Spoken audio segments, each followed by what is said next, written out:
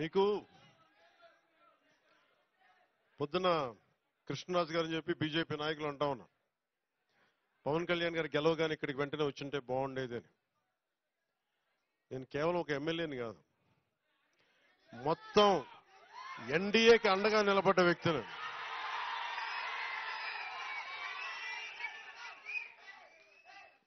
ఇప్పుడు నా కుటుంబం నన్ను అర్థం చేసుకుంటుంది, నాకు తెలిసి ఎప్పుడు రావు. మొత్తం బాధ్యతలు తీసుకున్నా. నిజంగా చెప్పాలంటే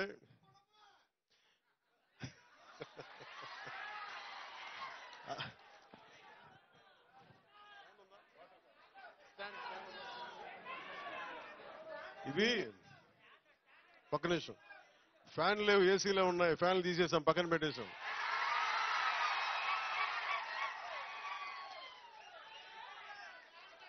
ఇది ఒక్క నిమిషం అంటే నాకు ఒకటే అనిపించింది. పిఠాపురం నేను హైదరాబాద్లో కూర్చున్నా, అందరూ అనుకుంటున్నారు కదా రిజల్ట్స్ వచ్చిన రోజున నేను ఏం చేస్తుంటానని. రిజల్ట్స్ రోజున నేను ఏం చేస్తాను, 2014 సంగతి చెప్తా, 2019 సంగతి చెప్తా, 2024 ఎన్నికలు. మాట్లాడినివ్వండి, మీరు ఉండండి, మాట్లాడినివ్వండి, ఫస్ట్ మీరు ఆగండి. ఇది ప్రెస్ మీటా బాబు? ప్రెస్ మీటా ఇది? ప్రెస్ మీట్లా మాట్లాడద్దు, మాట్లాడుతున్నాం కదా, సభా సంస్కారమేనా అది? వినాలి, అలా కుదరదు. విను విను విను అలా కుదరదు. సభా సంస్కారం కాదు అది, సభా సంస్కారం కాదు.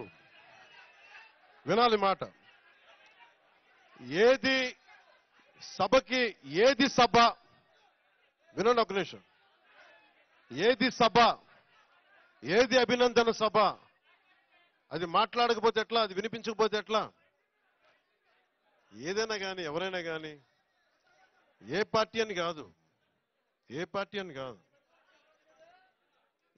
దేనికి ఆవేశాలు, దేనికి కృతజ్ఞతలు?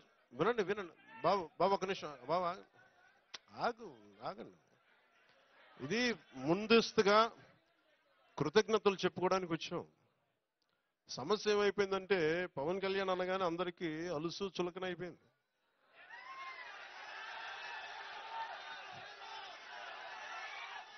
చెప్తున్నా అంటే వీళ్ళకి ఎలాంటి వాళ్ళు కావాలంటే జగన్ లాంటి నాయకుడు రైట్ అనిపిస్తాడు ఒక్కోసారి.